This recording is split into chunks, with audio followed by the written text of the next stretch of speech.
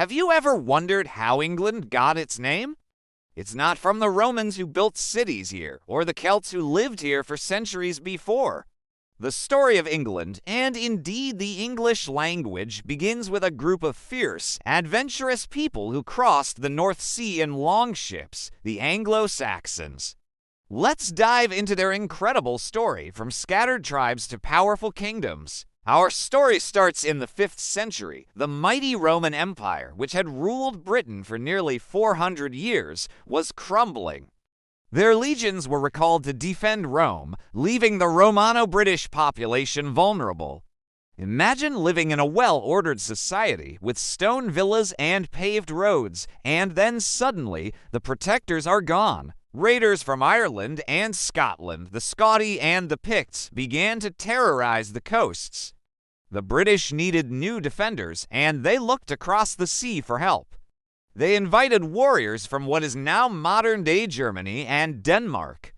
These weren't a single people, but a collection of Germanic tribes, primarily the Angles, the Saxons, and the Jutes. The British warlord Vortigern is said to have hired Saxon mercenaries, led by the legendary brothers Hengist and Horsa, to fight off the Picts. He offered them land in the southeast, in Kent, as payment.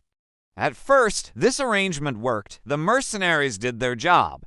But they soon saw how rich and fertile Britain was, and how weak its defenses had become. More and more of their people started arriving, not as hired fighters, but as settlers, looking for a new home.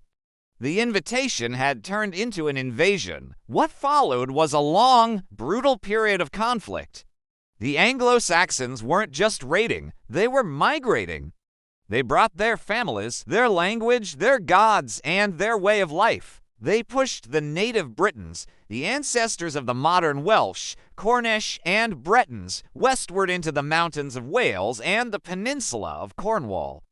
This wasn't a quick conquest. It was a slow, grinding process that lasted for over a century. Figures like the legendary King Arthur are thought to have been Romano-British leaders who fought back against this tide, but ultimately, the Anglo-Saxons were unstoppable.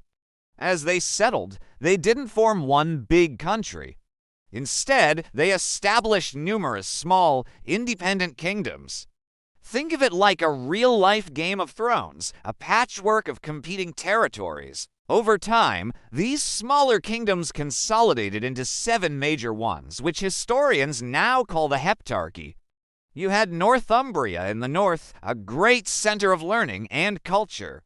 There was Mercia in the Midlands, a powerful and often dominant kingdom. East Anglia, where the famous Sutton whose ship burial was discovered. Essex, Sussex, and Wessex, the kingdoms of the East, South, and West Saxons.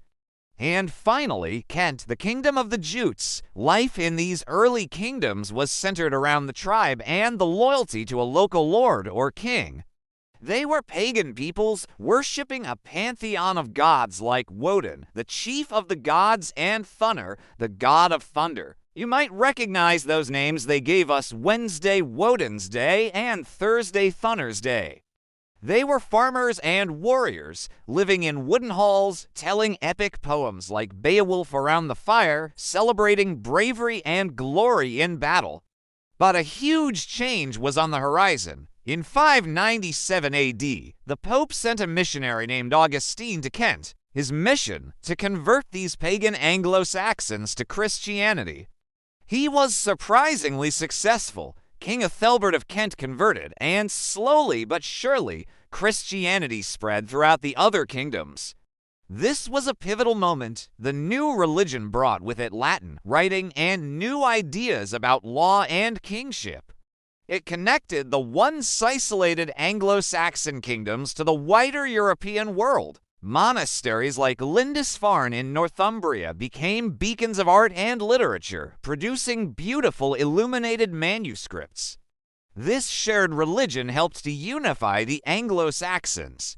The constant warfare between the kingdoms began to subside, although rivalries remained.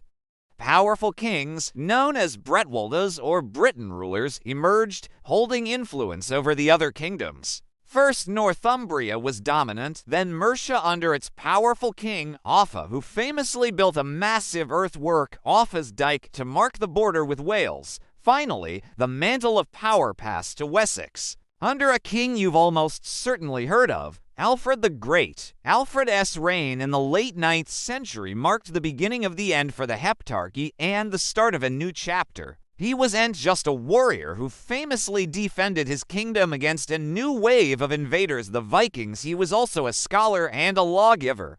He believed that all freeborn Englishmen should learn to read and write in their own language, English. Alfred and his successors didn't just defend Wessex.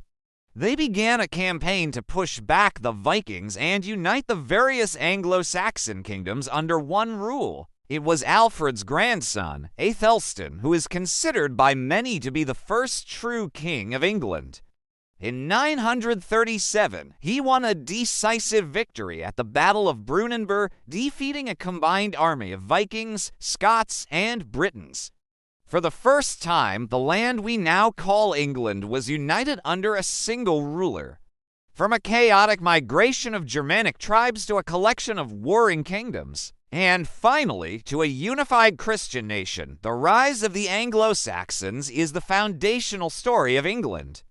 They laid the groundwork for English law, culture, and, most importantly, the English language that we're speaking right now. Their journey was one of conflict, settlement, and transformation, a turbulent but crucial period that forged a new identity on the island of Britain. Thank you so much for joining me on this journey back in time. If you enjoyed this video and want to explore more fascinating stories from history, please hit that like button and subscribe to the channel. Let me know in the comments which part of Anglo-Saxon history you find most interesting. See you in the next video.